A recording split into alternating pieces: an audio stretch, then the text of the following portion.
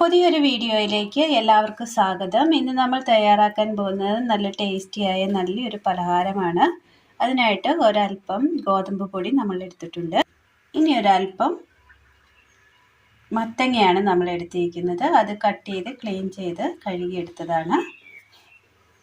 ഇതിനി തയ്യാറാക്കുവാനായിട്ട് ഒരു ചീനച്ചട്ടി എടുത്തതിന് ശേഷം ഇതിലേക്ക് ഈ മത്തങ്ങ കഷ്ണങ്ങൾ ഇട്ട് കൊടുക്കാം.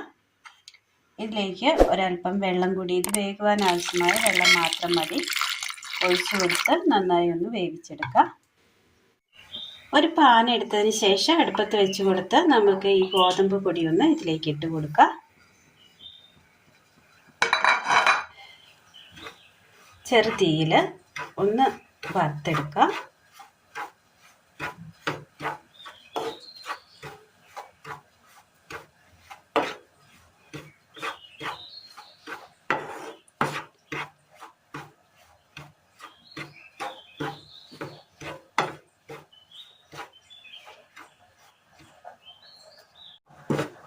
ഗോതമ്പ് പൊടി ഒന്ന് നമ്മൾ വറുത്തെടുത്തിട്ടുണ്ട്. ചെറുതീയിൽ വേണം നമ്മളിത് വറുത്തെടുക്കുവാനായിട്ട്. ഒരു ചെറിയൊരു ഗോൾഡൻ കളറൊക്കെ ആയി വന്നിട്ടുണ്ട്. വീഡിയോയിൽ അത് കാണാൻ കഴിയുന്നില്ല എന്നേ ഉള്ളൂ. ഇനി ഇത് തീ ഓഫ് ചെയ്ത് ഒന്ന് തണുക്കാനായിട്ട് മാറ്റി വെക്കാം.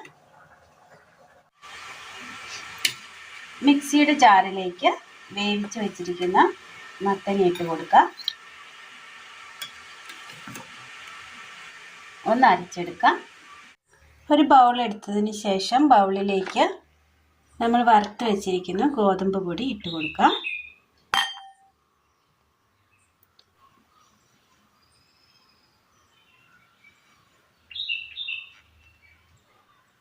ഇനി ഇതിലേക്ക് നമ്മൾ അരച്ച് വെച്ചിരിക്കുന്ന മത്തങ്ങ കൂടി ചേർത്ത് കൊടുക്കുകയാണ്. ഒരൽപ്പം ഉപ്പ്, തേങ്ങ തിരുമിയത്,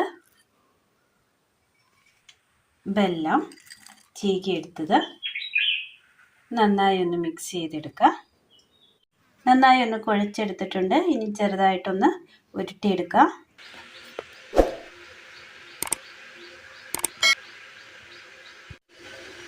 എല്ലാം ഒന്ന് റൗണ്ടിൽ പരത്തിയെടുത്തിട്ടുണ്ട്. ഒന്ന് ചെറുതായിട്ടൊന്ന് പരത്തിയിട്ടുണ്ട്. ഇതുപോലെ ഒന്ന് നടുവിന് വരയിട്ട് കൊടുത്തിട്ടുണ്ട്. അടുപ്പത്ത് ഇഡ്ഡലി പാത്രത്തിൽ ഒരൽപ്പം വെള്ളം വെച്ച് കൊടുത്തതിന് ശേഷം നന്നായി ഒന്ന് തിളച്ച് വന്നിട്ടുണ്ട്. ഇത് നമുക്ക് ഓരോന്നായിട്ട് ഇതിനകത്തേക്ക് വെച്ച് കൊടുക്കാം.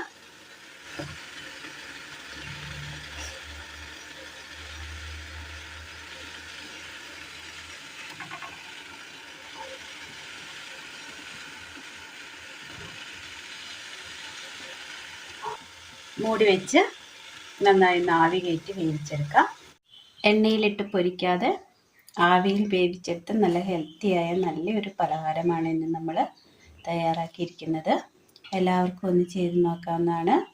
വളരെ സിമ്പിളാണ്.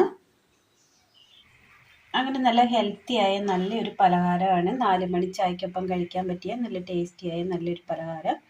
എല്ലാവരും ഒന്ന് ചെയ്ത് നോക്കണം. വീഡിയോയെക്കുറിച്ചുള്ള അഭിപ്രായങ്ങൾ കമൻറ്റ് ബോക്സിൽ അറിയിക്കുവാൻ മറക്കരുത്. അപ്പോൾ ഇന്നത്തെ വീഡിയോ എല്ലാവർക്കും ഇഷ്ടമായി എന്ന് വിചാരിക്കുന്നു. ഇഷ്ടമായ ലൈക്ക് ചെയ്യാനും ഷെയർ ചെയ്യാനും സബ്സ്ക്രൈബ് ചെയ്യാനും മറക്കരുത്. താങ്ക്